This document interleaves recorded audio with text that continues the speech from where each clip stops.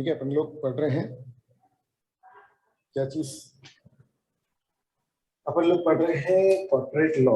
ठीक है, तो फर्स्ट चैप्टर से अपन स्टार्ट कर रहे हैं मॉड्यूल से। ठीक है, आवाज आ रही है ना तुम लोग को, कोई दिक्कत तो नहीं है? Hello hello, yes sir. लो मुझे आने बंद हो गई।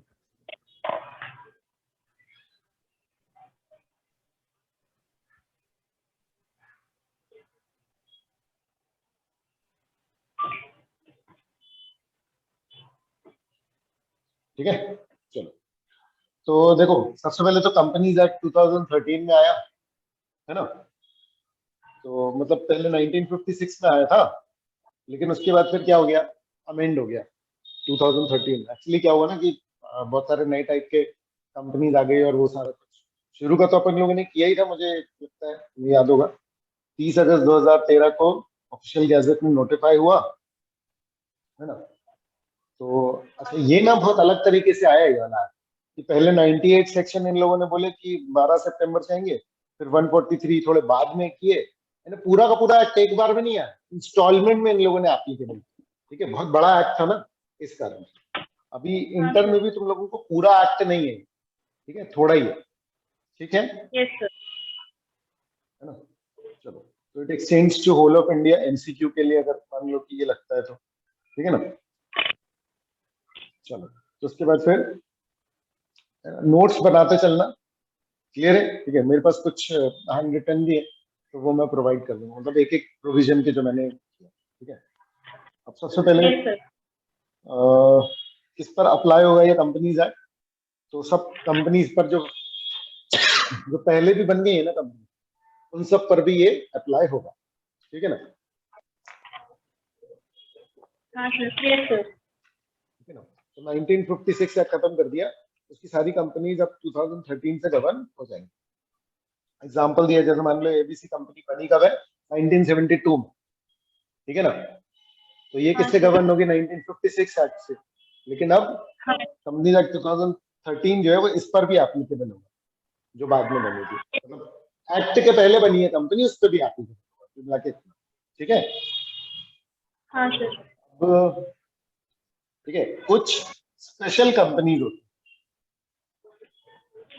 कुछ स्पेशल कंपनीज जिसके लिए ना पब्लिक को बहुत सारे मतलब पब्लिक यूटिलिटी के होते हैं ना, तो गवर्नमेंट को लगता है कि अरे यार इनके नॉर्मल नहीं, इनको तो कुछ ज्यादा प्रोविजन लगाना है। समझ में आ रहा है?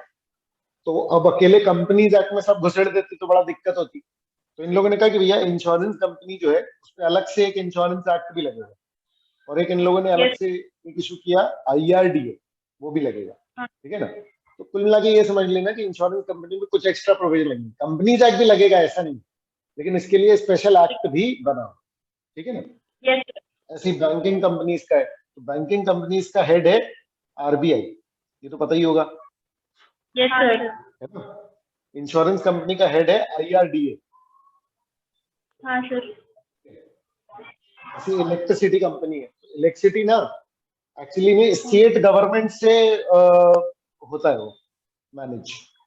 क्लियर हाँ। है? स्टेट गवर्नमेंट जो है हर प्रदेश की, वो मैनेज करती है इसके जो है, इसलिए अलग अलग तुम देखोगे स्टेट्स में अलग अलग रेट है इलेक्ट्रिसिटी। ठीक है। हाँ और सर। कोई भी कंपनी जिसके लिए अलग से एक्ट बना होगा तो उसके लिए वो उस एक्ट से गवर्न होगा। जैसे एलआईसी जो है, एलआईसी के लिए अलग से एक्ट बना हुआ है। क्लियर है ना। ठीक है। ठीक है, तो कंपनीज को बॉडी कॉर्पोरेट भी बोलते हैं, तो अपन ने फाउंडेशन समझा ही था, है ना। Yes sir. एग्जाम्पल देखो, जैसे food corporation of India, national highway authority of India, ये सब स्पेशल एक्ट से बनी है। ठीक है, हाँ क्लियर सर। है? अब क्या है कि इनकी छोटी छोटी बहुत सारी बातें होती हैं, तो अपने को बहुत सारी चीजें स्किप भी करनी पड़ेगी। स्किप इन द सेंस की मतलब बहुत बारीक बारीक जो डिटेल, लेकिन कुछ कुछ बारीक डिटेल काम की होगी, तो मैं बताता जाऊंगा क्या जरूरी है क्या नहीं। क्लियर है? तो यस यहाँ जो है, यहाँ इसी के बारे में लिखा हुआ है जो मैंने तुमको अभी बताया। क्लियर है? अब जैसे ये पेज हमने पढ़ा, ठीक है, तो अब तुमको दोबारा कभी भी ये पूरा पेज पढ़ने की जरूरत नहीं है। इसके लिए क्या करोगे, हाँ। समझना है? या तो इस पेज के नीचे ही कुछ नोट्स बना लो कि इस पेज में बेसिकली क्या समरी है, हर पेज की समरी होनी चाहिए तुम्हारे पास। क्लियर है? हाँ तो सर। पेज में हमने पढ़ा कि भैया ओल्ड कंपनीज पर न्यू कंपनीज एक्ट 2013 लगेगा। कुछ डेट्स वेट्स हैं तो वो डेट्स वगैरह मेंशन कर लेना कि कब बना कंपनीज एक्ट 2013, है ना। फिर कुछ कंपनीज के लिए स्पेशल एक्ट बना है तो वो कंपनीज उस स्पेशल एक्ट से भी गवर्न होंगी, ठीक है। Yes sir. For example insurance, electricity और बैंक, एक्सेट्रा एक्सेट्रा। क्यों लगाया अपन ने? क्योंकि कोई भी और कंपनी जो है इसके दायरे में आ सकती है। क्लियर? तो ये अच्छा सा यस इन सर। लोगों ने एक चार्ट टाइप का बनाया हुआ है, ठीक है ना, तो कोई दिक्कत नहीं। अच्छा, अब जो है डेफिनेशन बहुत सारी है, क्लियर, एक के बाद एक, लेकिन सारी काम की नहीं है। जब जब जैसे जैसे काम पड़ेगा वैसे वैसे अपन इसको पढ़ते हैं, ठीक है ना। तो जैसे प्रोस्पेक्टस वाले चैप्टर में अपन इसको पढ़ लेंगे, एवरेज प्रोस्पेक्टस, ये सारा कुछ, ठीक है। अकाउंटिंग स्टैंडर्ड, अकाउंटिंग स्टैंडर्ड पता है, जनरल मीनिंग अब ये सबका पता होना चाहिए, स्पेसिफिक की जरूरत है। अकाउंटिंग स्टैंडर्ड बताओ क्या होता है?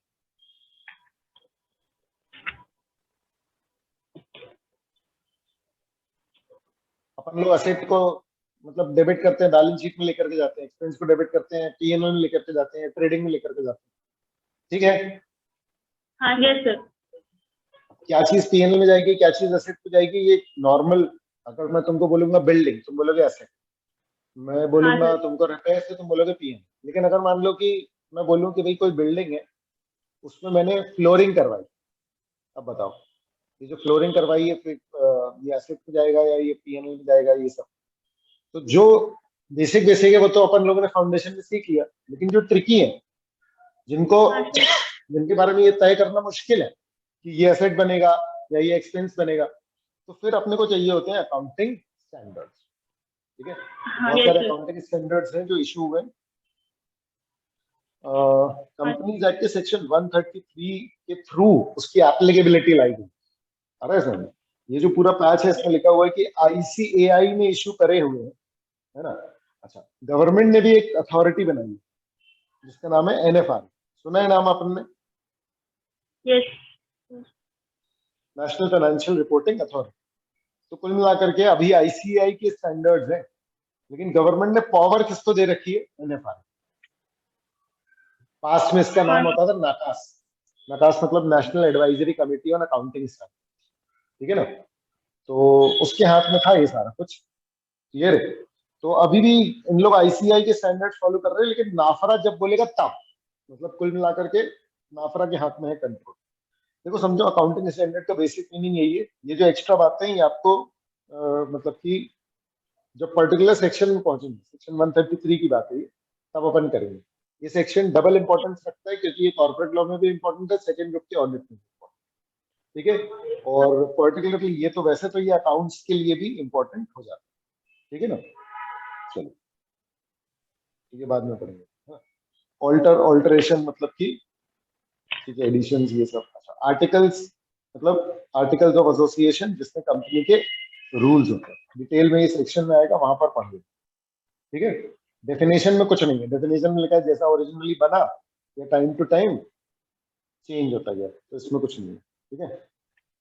मेन है हाँ कि ये सर। रूल्स होते हैं, कंपनी अपने मैनेजमेंट के सारे रूल्स आर्टिकल्स बनाती है ना। एसोसिएट करने भी अपन पढ़ लेंगे। ऑडिटिंग, ऑडिट करने के लिए भी स्टैंडर्ड्स है, वो भी प्रिस्क्राइब कर दिए गए हैं। ये बात अपन सेक्शन 143 में पढ़ेंगे, है ना। अच्छा बताओ, ऑथराइज कैपिटल जानते हो क्या?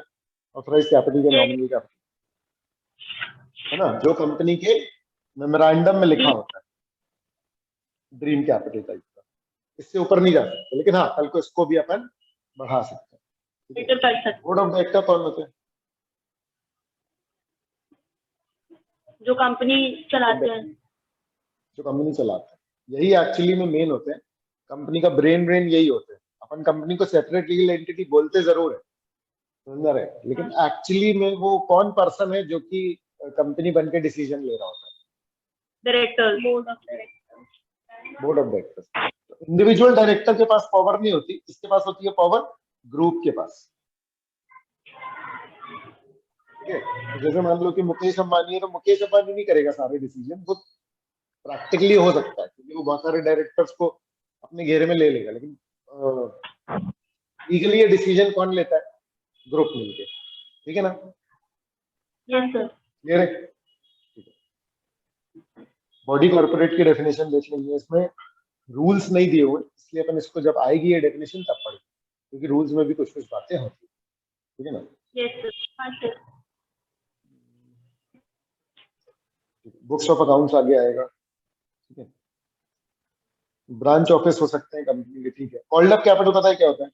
जितना बुलाया है अपन, यस सर। हाँ सर। ठीक है। चार्ज मतलब गिरवी रखना, यस सर। हाँ सर। कंपनीज एक्ट में गिरवी रखने का रेलेवेंस क्या है?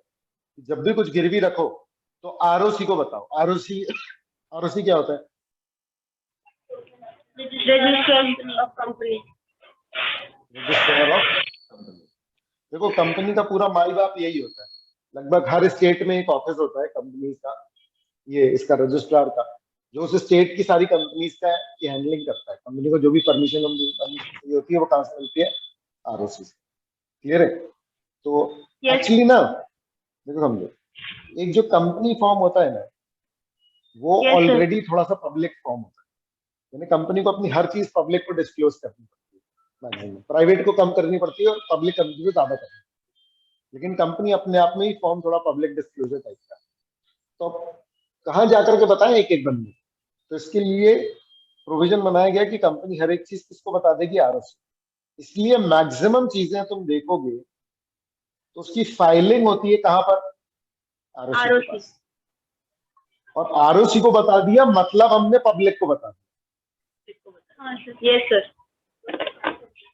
और क्या फाइल करना है आरओसी में, क्या नहीं करना है, ये पूरा कंपनीज एक्ट में दिया हुआ है।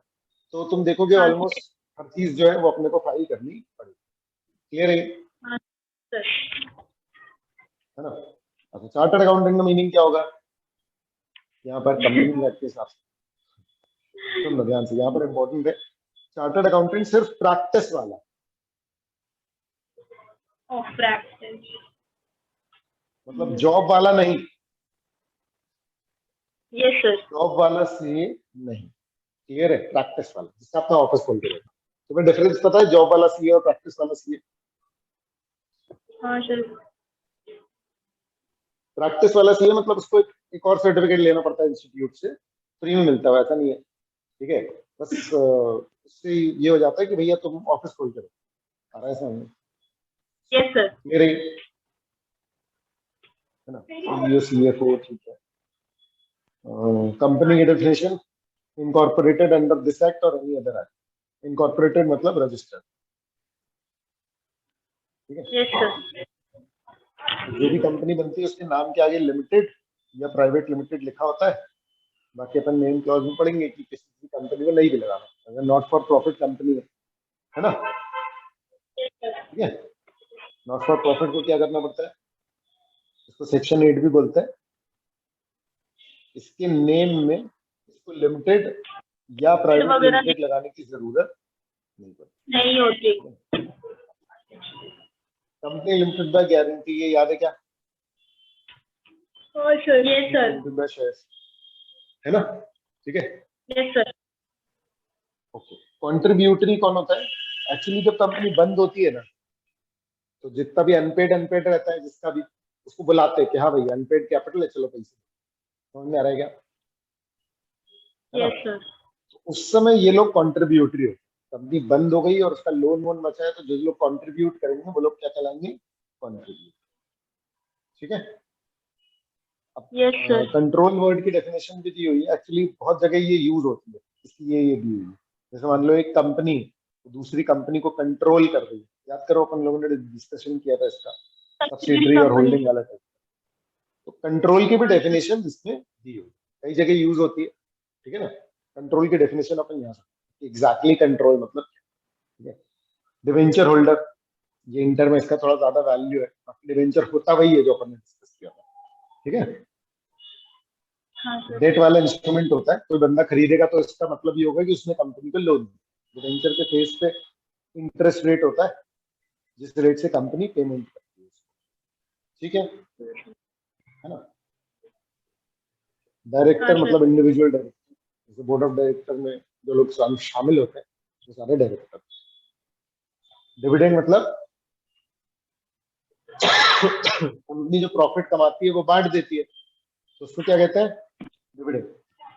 डिविडेंड, साल के बीच में जब बांटती है, इंटरिम डिविडेंड, है ना। तो डॉक्यूमेंट ईसॉप अपन बाद में पढ़ेंगे, एक्सपर्ट पढ़ लेंगे बाद में। फाइनेंशियल स्टेटमेंट में क्या क्या आएगा, balance sheet, PNL, cash flow, बड़ी कंपनीज के लिए होता है। Statement of changes in equity ये आएगा, और नोट्स टू अकाउंट मतलब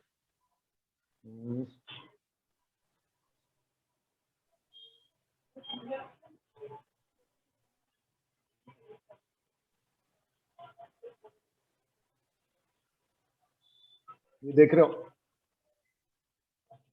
ये एक्साइड की एनुअल रिपोर्ट है, देख पा रहे हो क्या।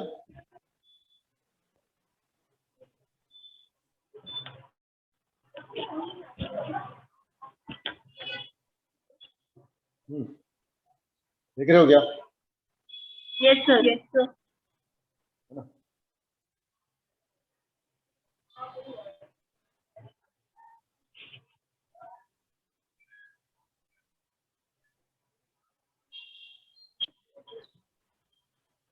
ये इस कंपनी की बैलेंस शीट है, देखो ये किसकी है, yes sir, Exide.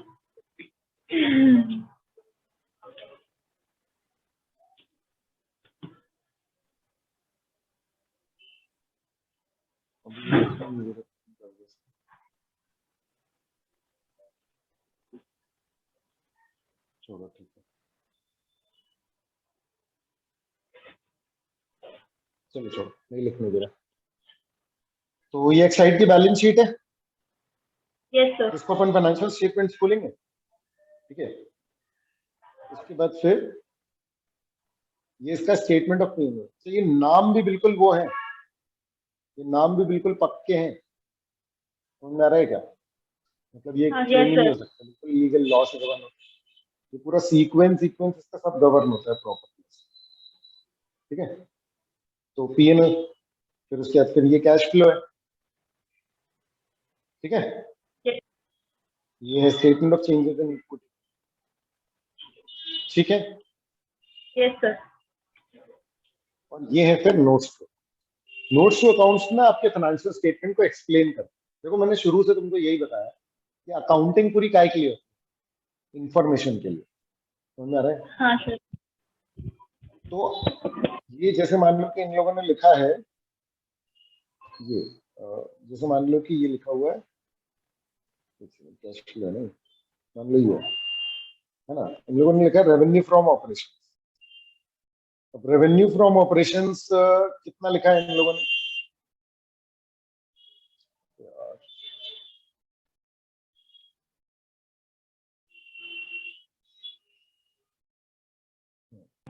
Revenue from operations कितना लिखा है इन लोगों ने, देखो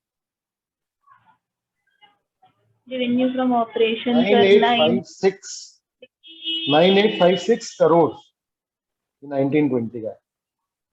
Okay, sir. Yes, sir.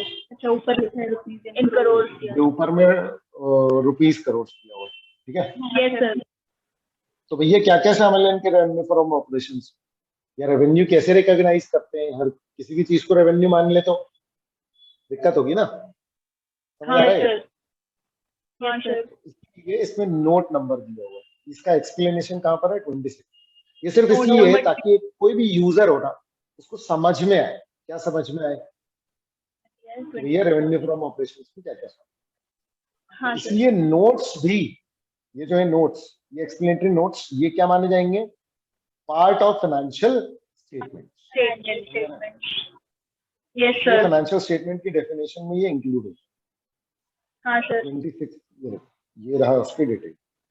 ये 9856 जो है ये कैसे कैसे आया, देखो सेल करी 9800 की, उसके बाद फिर एक्सपोर्ट इंसेंटिव कमाया 33 करोड़ का, स्क्रैप की सेल करी 4 करोड़ की, और सर्विस इंस्टॉलेशन से कितने कमाए इन लोगों ने? 10 करोड़, और उन्होंने 9.5 करोड़। समझ आ रहा है? यही फिगर पिछले साल देखो कितना था। समझ में आ रहा है क्या?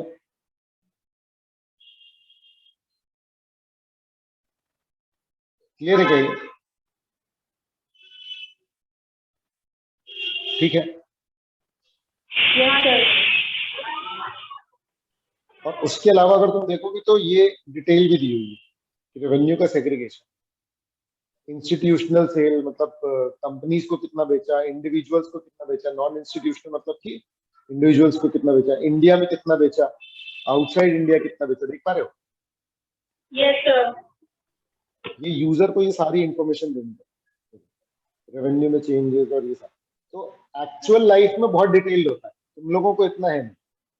समझ में आ रहा है क्या? तुम लोग को बस ये याद रखना है कि ये एक्सप्लेनेटरी नोट भी जो है ये फाइनेंशियल स्टेटमेंट का पार्ट है। ये क्लियर है? Yes sir. है ना? अब जैसे छोटी छोटी कंपनीज होती हैं, ओपीसी है, स्मॉल है, डोरमेंट जानते हो? डोरमेंट कंपनी, ओके सर, वो इनएक्टिव टाइप, इनएक्टिव कंपनी। हाँ इनएक्टिव, बिल्कुल सही है ना? तो उसको, उसमें कैश फ्लो को अपन फाइनेंशियल स्टेटमेंट का पार्ट नहीं मानते, क्योंकि उसमें इतना ऑपरेशन होता नहीं है, तो कैश फ्लो जबरदस्ती बनाने का कंपल्शन नहीं डालते। तो कैश फ्लो जो है ये होता है पार्ट इन सारी कंपनीज के लिए। क्लियर है? ये एमसीक्यू के लिए इंपॉर्टेंट है ना? अच्छा, जब एग्जाम में आता है ना फाइनेंशियल स्टेटमेंट वगैरह, तो ये तो याद आ जाते हैं सबको, इसमें से भी ये जनरली भूल जाते हैं लोग। क्लियर है? लेकिन ये तो बिल्कुल ही याद नहीं आता। क्लियर है? ध्यान में, ठीक है ना?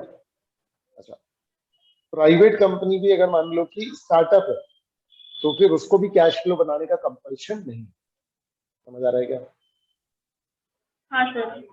यदि होता है कि अच्छा स्टार्टअप किसको मानेंगे, तो उसमें भी दिया हुआ है, मतलब ये फर्दर डिटेलिंग करके चला जाता है।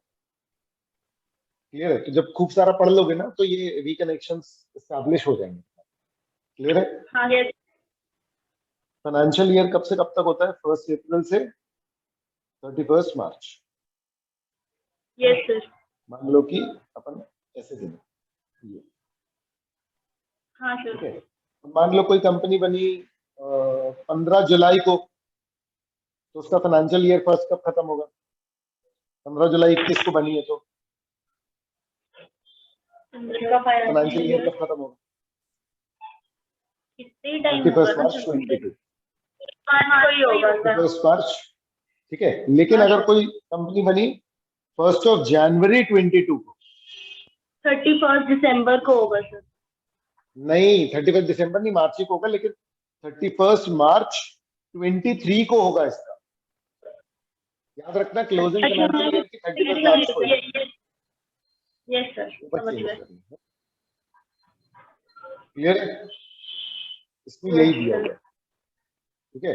अच्छा, ये जो है ना, इसमें बोला है कि जैसे मान लो सब्सिडरी एसोसिएट बाहर आर की कंपनी की है ना, इंडिया के बाहर, आउटसाइड इंडिया, और आउटसाइड इंडिया किसी का मान लो दिसंबर क्लोज हो रहा है, तो बस कंपनीज एक्ट या गवर्नमेंट अलाउ कर सकती है कि भैया ठीक है तुम कर लो, तुम्हारा दिसंबर है। बाकी सबका क्या है?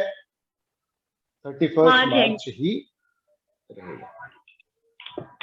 मेरे क्या ये बताओ? हाँ सर। ठीक है ना? फ्री रिजर्व कुछ नहीं होते, जैसे पार्टनरशिप में रिजर्व्स होते थे ना, यस सर। वो अपन बांट देते थे, वैसे ही ये है। क्योंकि कंपनी में अपन प्रॉफिट होता ना, कैपिटल में नहीं जोड़ते, ठीक है? उसको अलग से ही रखते, ठीक है?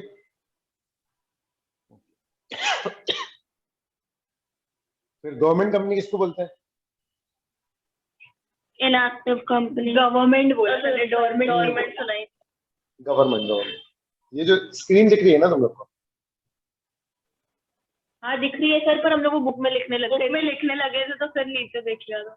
अच्छा ठीक है ठीक है। सर वो वही ना 51% वाला, गवर्नमेंट कंपनी 51% का कुछ वोटिंग पावर अगर 51% वोट, 51% सीजी या एसजी के पास, ठीक है? Yes sir. हाँ सर। या दोनों के पास कंबाइंड, या किसी एक के पास, ठीक है? तो वो गवर्नमेंट कंपनी। और गवर्नमेंट कंपनी की कोई सब्सिडरी है, तो वो भी क्या है? गवर्नमेंट कंपनी, ये दिया हुआ है। सब्सिडरी ऑफ, क्या बोला सर ने सुना? गवर्नमेंट कंपनी की अगर कोई सब्सिडरी कंपनी तो वो भी गवर्नमेंट के है। ठीक है सर। वो भी गवर्नमेंट, ठीक है ना। अच्छा, यहाँ पर ये जो पेड अप शेयर कैपिटल था पहले, उसको अब टोटल वोटिंग पावर कर दिया, बस ये अमेंडमेंट हुआ था कुछ साल पहले।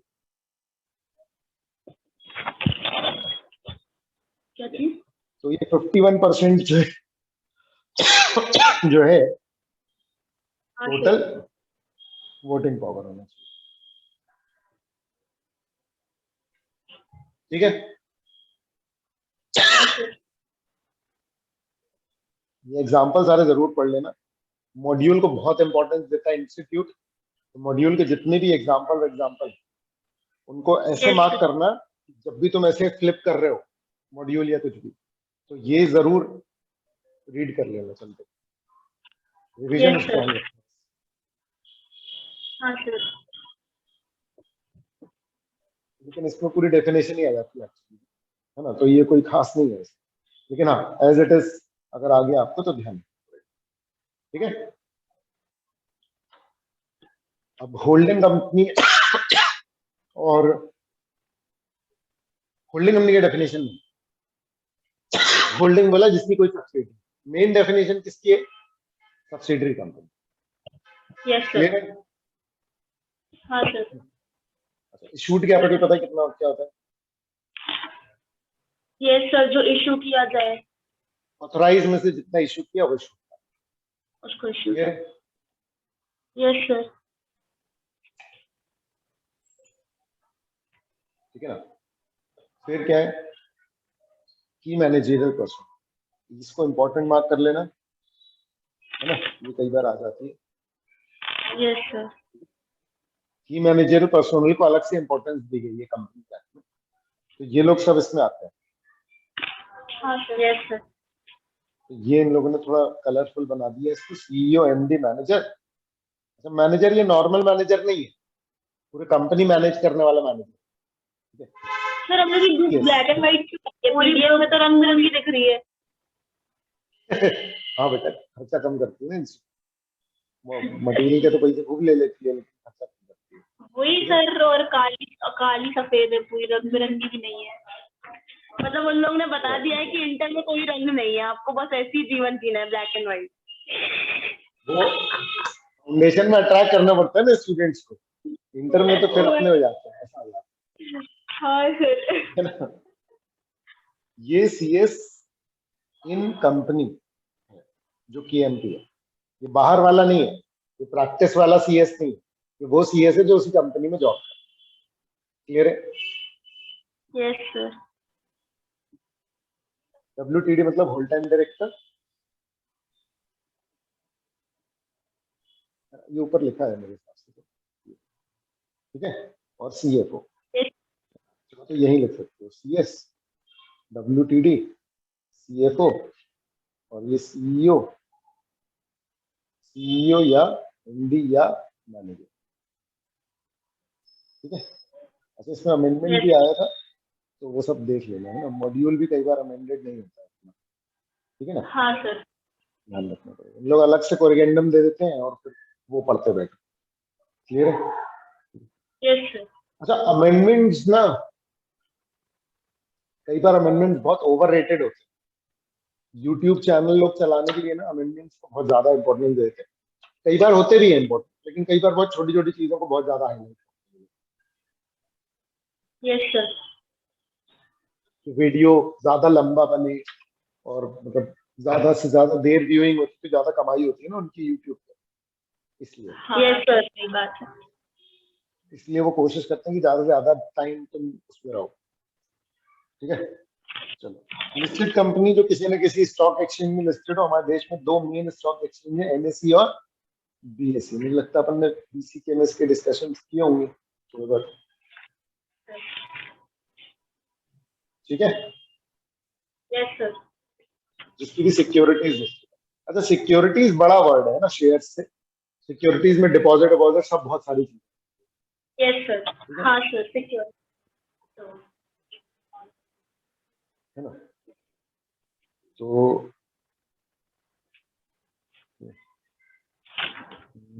अब यहाँ पर एक अलग से दिया हुआ है कि following classes of company shall not be considered as listed company. तो ये इसको अलग से देख लेना क्योंकि मेन कंटेंट में शामिल जनरली नहीं होता। ठीक है, अब जो भी ऐसा वाला कंटेंट होता है ना, तो ये बहुत ज्यादा टाइम खा जाता है। आ रहा है समझ में? हमेशा ऐसी Yes, sir. चीजों के शॉर्ट नोट्स बना करके और इसको कभी दोबारा पढ़ने की जरूरत नहीं। देखो, कोई भी टॉपिक पढ़ रहे हो, अगर उसमें टाइम लग रहा है तो उसको इस फॉर्मेट में लेकर के आ जाओ कि अगली बार इतना टाइम नहीं लगना चाहिए इसको पढ़ने। तुम्हें टाइम Yes, sir. कम करते जाना है हर बार पढ़ते हुए। पहली बार में अगर इसको पढ़ने में तुम्हें 10 मिनट लगा है तो अगली बार 10 नहीं लग सकते। मतलब भले 1 मिनट कम करो लेकिन करो। और अगली बार 9 मिनट लग गए तो अब 9 मिनट ही लगने चाहिए, अब उससे कम ही लगने चाहिए। समझ में आ रहा है क्या? तो उसके लिए क्या होगा, उसके लिए तुम्हें इस कंटेंट को शॉर्ट करना पड़ेगा, ये ध्यान रखना। ठीक है, जैसे अपन इसको करके देखें अगर, तो पब्लिक कंपनीज जो listed which have not listed their equity share on the recognized stock exchange but have listed their non-convertible debt security। मतलब चाहो तो इसको हिंदी में लिख लो कि मतलब ये कंपनीज लिस्टेड नहीं मानी जाएंगी।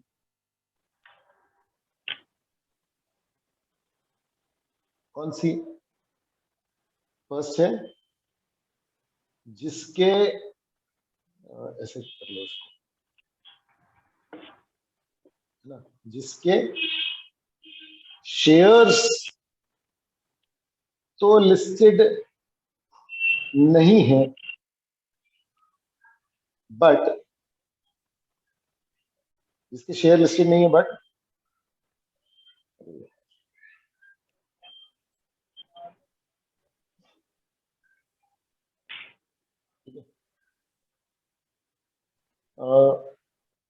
नॉन कन्वर्टेबल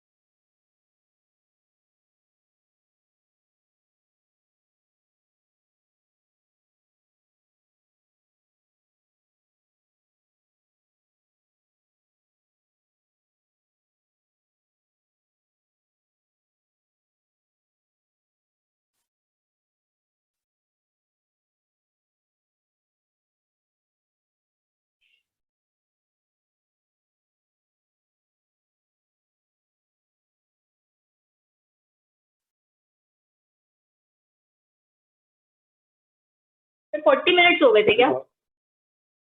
हाँ 40 मिनट हो गए। तो पता भी नहीं चला हमें, ऐसा लगा अभी तो बैठे थे। हाँ वही तो स्टार्ट किया था पहले। अब लगता है कि कुछ पढ़ रहे हैं, लॉ जैसा कुछ है, अभी समझ में आ रहा है। ठीक है, अभी तो अपन बहुत फास्ट कर रहे हैं पता है, तो मैं तो एक एक प्रोविजन को बहुत टाइम लेता हूँ। फिर ये तो डेफिनेटली वो सर, एक तो सर ये चीज जो आप बुक में लिखवाते हैं ना सब, ये बड़ी हेल्पफुल रहती है। मतलब दोबारा हमें वो पढ़ने की जरूरत नहीं है, बस जो लिखा है जो हाईलाइटेड है बस वो पढ़ लिया, हो गया। हाँ, इसको तो तुम मतलब सब सब्जेक्ट्स में वो कर लो, जिस भी चीज को टीचर ने बताया और समझ में आ गया, एक बार देखो कि हमारे पास क्या मटेरियल है, दोबारा पढ़ेंगे तो ये वैसे ही समझ में आएगा कि नहीं आएगा। और अगर नहीं आएगा तो उसको सिंपली भाषा में हिंदी में लिख लो, क्योंकि भैया अपने को दोबारा इतना टाइम थोड़ी लगाना है, दोबारा लेक्चर थोड़ी देखते बैठे, इतना टाइम ही नहीं बचेगा तुम्हारे पास। ठीक है ना, मैं इन लेक्चर्स का एक्सेस दे दूंगा तुमको, लेकिन तुम पूरे पूरे देख भी नहीं पाओगे दोबारा। ठीक है, हाँ सर। तो non convertible debt securities issued on private placement, है ना। हाँ सर, हम लोग ने वहां तक लिख लिया था जिसके शेयर्स तो लिस्टेड नहीं है बट नॉन कन्वर्टेबल, इतना ही लिखा था। फिर debt meeting securities issued on in private, जितना लिखा है उतना ही करना पड़ेगा आपको, है हाँ ना। सर। ये है, उनको लिस्टेड नहीं मानेंगे, है ना, ये मेन बात है। ये कंपनीज लिस्टेड नहीं मानी जाएंगी, ये पढ़ रहे हैं। ठीक है ना। हाँ सर। इसको ऐसे समझ लो कि पर ये चीजें लिस्टेड है ना। क्या चीज है, पहला तो ये, तो तुम समझो या ये समझ में आया कि नहीं आया। देखो आ गया सर। क्या हो रहा है ना, देखो कोई कंपनी है, उसके शेयर्स अगर मान लो कि लिस्टेड है, तो ये तो लिस्टेड है, समझ रहे। कोई कंपनी है जिसके ये वाले ये वाले जो डिबेंचर है, समझ रहे, ऑन कर। ये लिस्टेड है। तो अब अपन बोल रहे हैं कि भैया ये कंपनी लिस्टेड माने कि नहीं माने। तो कंपनी एक्ट ने क्लियर कर दिया कि नहीं, ये वाली कंपनी लिस्टेड नहीं माने। ठीक है। Yes sir. हाँ सर। सर ये प्राइवेट प्लेसमेंट मतलब क्या होता है? प्राइवेट प्लेसमेंट मतलब होता है कि कंपनी ने पब्लिक इशू नहीं किया, प्राइवेटली इंडिविजुअल लोगों को बांटा है। प्राइवेट प्लेसमेंट क्या होता है, जो प्राइवेट कंपनी होती है ना, इसमें दो तीन चीजें कवर कर लेते हैं। जो प्राइवेट कंपनी होती है उसको पब्लिक इशू करने का अलाउड नहीं होता है, कि मतलब मेरे शेयर कोई भी खरीद ले। जैसे जोमेटो ने इशू किए, रिलायंस, टाटा, ये सबके शेयर जनरल पब्लिक के पास कोई भी खरीद सकता है। आ रहा है समझ में, कहाँ से, हाँ। स्टॉक मार्केट से। और प्राइवेट प्लेसमेंट होता है कि स्टॉक मार्केट नहीं गए, हमने कंपनी बनाई और हमने कहा हाँ यार हमारे शेयर, ठीक है। तो मेरा एक फ्रेंड है, मैंने बोला कि आयुषी तो मेरी स्टूडेंट है, मैं आईटेक का इशू लेकर के आ रहा हूँ, तो खरीदेगी क्या। ये पब्लिक इशू नहीं है, मैंने कंपनी बनाई है, तो पर्टिकुलरली खरीदेगी क्या। तो ये इनविटेशन सिर्फ तेरे को है, और हर एक इंडिविजुअल इनविटेशन की इंफॉर्मेशन मुझे आरओसी को देनी पड़ेगी। ये कहलाता है हाँ प्राइवेट सर। प्लेसमेंट। और इसकी लिमिट भी होती है कि मैं कितने लोगों को प्राइवेटली पूछ सकता हूँ। आ रहा है समझ? तो प्राइवेट हाँ प्लेसमेंट में ना, यस। मतलब लिस्ट नहीं किया मैंने, हाँ सर। लिस्ट नहीं किया, लेकिन इशू किया पर्सनल लेवल पर, ठीक है। हाँ लेकिन वो लिस्ट हो गए, लेकिन वो अल्टीमेटली अगर लिस्ट हो गए तो भी मेरी कंपनी लिस्टेड नहीं मानी। आ रहा है समझ में? मतलब इशू किए थे प्राइवेट प्लेसमेंट में, बाद में जाकर के ये लिस्ट हो गए, तो भी कंपनी को लिस्टेड नहीं मानी। इससे फर्क क्या पड़ेगा, हाँ। इसको लिस्टेड नहीं मानेंगे तो। कंपनीज एक्ट में बहुत सारे प्रोविजन किस पर लगते हैं, लिस्टेड कंपनीज पर। हाँ सर। वो सारे प्रोविजन इन कंपनीज पर नहीं लगते, बहुत भारी होते हैं लिस्टिंग, प्रिविलेज भी मिलते हैं उतने, ठीक है हाँ सर। है ना। और दूसरा क्या है, नॉन कन्वर्टेबल प्रेफरेंशियल, तो सेम ही है, नॉन कन्वर्टेबल प्रेफरेंशियल। सेम ऐसे ही प्राइवेट प्लेसमेंट। तो ये चीजें लिस्टेड है, तो भी हम कंपनी को लिस्टेड कंपनी नहीं बोलते। तो एक कोर बात ये हो गई कि भाई और कोई सिक्योरिटी, इनके अलावा और कोई सिक्योरिटी लिस्टेड है तो अपन उनको लिस्टेड मानेंगे, ठीक है ना। हाँ सर। ठीक है, चलो उसके अलावा क्या बोल रहा है ना। Following class of company shall not be considered as listed company. एक तो अपन ने कवर कर लिया, ये वाला पूरा ए पॉइंट हो गया। अब बी पॉइंट देखो, हाँ सर। जिन प्राइवेट कंपनी अपने non convertible debt securities issue करी है प्राइवेट प्लेसमेंट में, ठीक है ना, लेकिन वो लिस्ट हो गई, जो प्राइवेट प्लेसमेंट में इशू की थी वो लिस्ट हो गई, तो उनको भी अपन लिस्टेड नहीं मानेंगे। वो पब्लिक कंपनी जिन्होंने अपने इक्विटी शेयर लिस्ट नहीं किए किसी रिकॉग्नाइज्ड स्टॉक एक्सचेंज, उनको भी लिस्टेड अपन नहीं मानेंगे। कुल मिलाकर के एक्सेप्शंस के अलावा बाकी जो भी कंपनी स्टॉक एक्सचेंज में लिस्टेड है वो लिस्टेड है। कुछ समझ में आ रहा है क्या, थोड़ा जल्दी बता रहा हूँ। सर सर एक बार फिर से रिपीट कर दीजिए ये वाला। इसको समराइज वे में ये समझ लो कि लिस्टेड कंपनी कौन सी होती है ना। एक कंपनी को अपन लिस्टेड कब कहेंगे, समझ रहे हो? तो जब वो स्टॉक एक्सचेंज में लिस्टेड होगी। स्टॉक एक्सचेंज हाँ। जो मेजरली अपन जैसे जानते हैं बीएसई, एनएसई, बहुत सारे हैं लेकिन मैं मेजरली यही बता रहा हूँ, ठीक है। हाँ सर। तो अपन बोलते हैं कि ये लिस्टेड है, लेकिन फिर अपन ने पढ़े एक्सेप्शन। है ना। तो हाँ, नॉर्मली तो जिन भी कंपनी की सिक्योरिटीज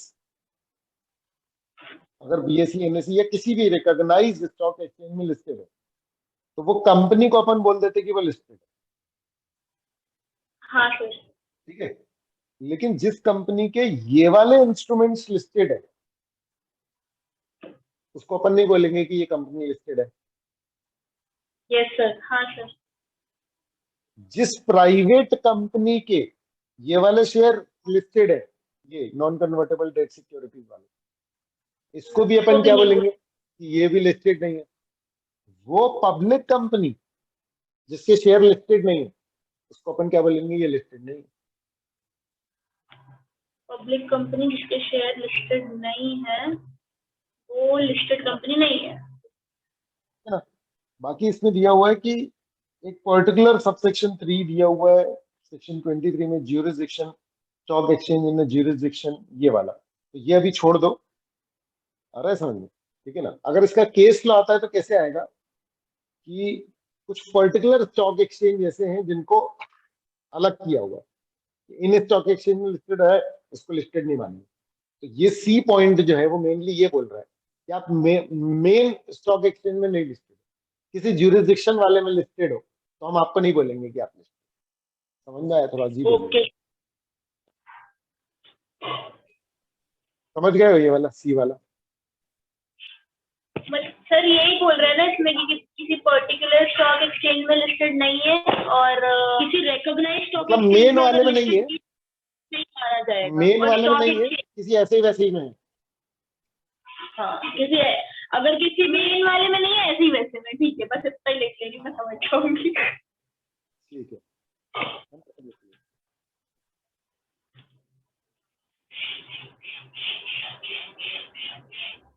ठीक है। बाकी नीड नहीं पड़ती इसमें। सुन ना, अपन लोग आज इतना ही करते हैं, है ना। यस ठीक सर। है, बाकी अपन फिर टाइम बना लेंगे तो अपन रोज बैठ जाया करेंगे, संडे वनडे को लॉन्ग यस सेशन दे दिया करेंगे, ठीक है। सर, लेकिन वैसे रात के टाइम ही हो पाएगा ना सर, दिन में तो मुश्किल ही है। हाँ दिन में तो सर आपकी भी क्लास रहती होगी वैसे। हाँ, वैसे अभी तो थोड़ा सा टाइम निकल जाता है, लेकिन ठीक है।